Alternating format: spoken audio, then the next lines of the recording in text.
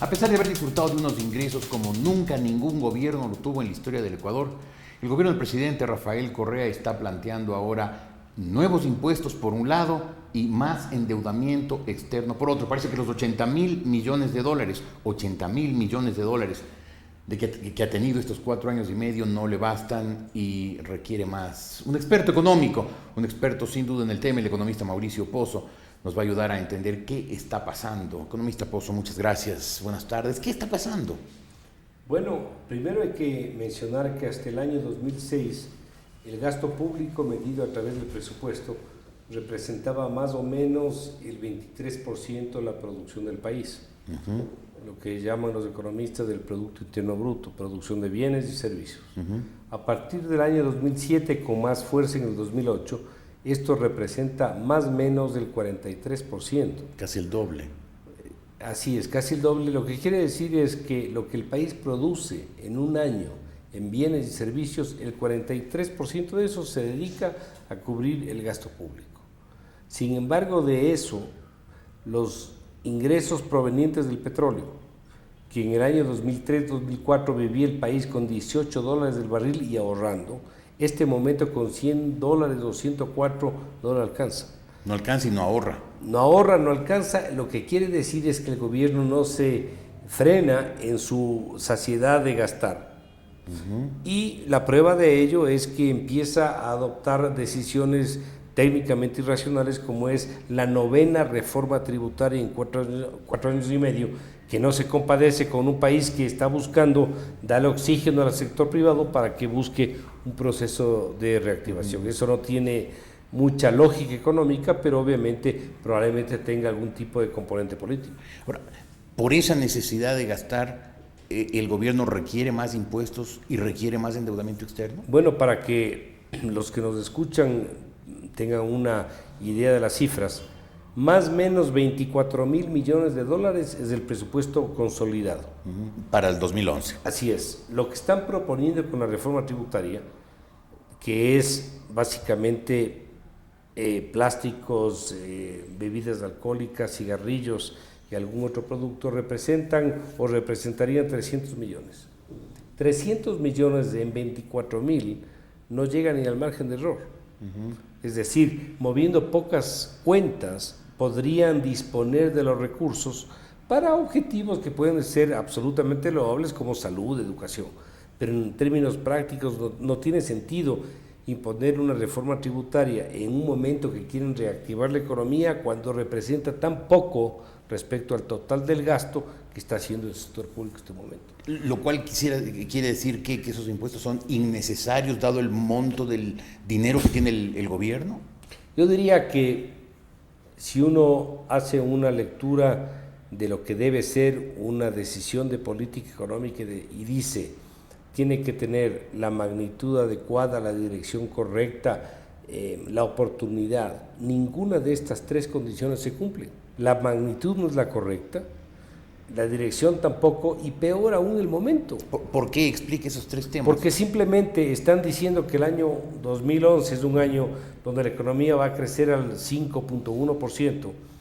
Estoy escuchando que ahora van a reajustar la cifra al 5.3%. Y sin embargo imponen una reforma tributaria que es la 9ª en 4 años y medio. No tiene sentido. Cuando no va a corregir ni el problema fiscal, ni el problema de distribución, ni el problema de asignación de recursos, peor aún el crecimiento económico. Entonces no tiene ninguna lógica imponer una reforma que aplique este tipo de decisiones en un momento que la economía requiere oxígeno. Cuando hubo la crisis del año 2008 finales, principios del año 2009, ¿qué hicieron los países? Le dijeron al sector privado, señores, les vamos a ayudar, quitémosle carga, démosle oxígeno para que sigan produciendo, sigan invirtiendo, sigan contratando gente. Estamos haciendo exactamente lo contrario. No tiene lógica. Y lo peor de todo es que lo estamos haciendo cuando el petróleo está en $104 o $100. Uno, ¿cómo entiende un país que hace 7 años, 8 años, vivía con $18, ahorraba, tenía líneas abiertas, y ahora con $100 tiene las líneas cerradas, no ahorra y no le alcanza? Algo pasa. Y la economía encima de eso no crece. En los últimos 4 años el promedio de crecimiento es 3%. En los 6 años previos, 2001-2006, la economía creció en promedio al 5.3%. Es decir, antes de Correa, con precios del petróleo muchísimo más bajos, se creció más de lo que se está creciendo ahora. Exactamente, en lo que llama el mismo gobierno la larga noche neoliberal. ¿Cómo es posible que con menos plata crezca así, con mucho más plata crezca menos, y encima de eso imponga más restricción tributaria que en el pasado? Entiendo entonces que usted también cuestiona el crecimiento del endeudamiento externo del Ecuador que ha empezado este gobierno. El endeudamiento del país es una consecuencia de un proceso de gasto sin freno, que no le alcanza con recursos importantes. A mí me da la impresión, y no quisiera ser agorero en este momento, pero el año 70 el Ecuador entró en lo que se llama la época del endeudamiento agresivo. Y me da la impresión que estamos volviendo a los 40 años a lo mismo. No le alcanza la plata, a pesar de tener mucho, y está volcándose a una situación de endeudamiento donde es medio la situación de la persona que por razones varias ya no le prestan en condiciones normales. Al Ecuador ya no le prestan en condiciones normales. El Ecuador tiene cerradas las puertas de financiamiento. El Ecuador tiene cerradas las puertas con el Banco Mundial, tiene cerradas las puertas con el Fondo Monetario. Si quiere emitir papeles va a tener que pagar tasas altas. ¿Quién les presta en el Ecuador? Les prestan los chinos y ahora los rusos. Y los chinos y los rusos cobran intereses más altos. En condiciones probablemente 3 o 4 veces más altas que los otros, en plazos 3 o 4 veces menos que los otros, sin periodos de gracia, y lo peor de todo, full garantizado. En el pasado se decía cómo es posible que el país se endeude y que encima de eso están pidiendo garantías. El país nunca dio garantías, nunca. Lo que el país hizo, los ministros de finanzas de muchos años, fue firmar un pagaré, una letra de cambio que dijo: yo le pago de acuerdo a la condición del país. En este momento ni siquiera eso se cumple, le está pagando con barriles de petróleo. Full garantía, 100% de pago. Quisiera pedirle en estos par de minutos finales, economista Pozo, que me hable un poquito del proyecto de ley de antimonopolio y de competencia. ¿Es bueno? ¿Esto le dará un estímulo al sector privado para volver a dinamizar la economía? El Ecuador sí requiere una ley antimonopolio, ley de competencia, o con el nombre que quieran poner. Los países tienen, la gran mayoría de los países lo tienen, pero si no se pone una entidad técnica, objetiva, que haga las cosas de manera absolutamente independiente de presiones del gobierno, inclusive de grupos empresariales también, sería como darle, como se dice en el Ecuador, una navaja a un mono, o darle al zorro que cuide las gallinas. O sea, no tendría sentido alguno.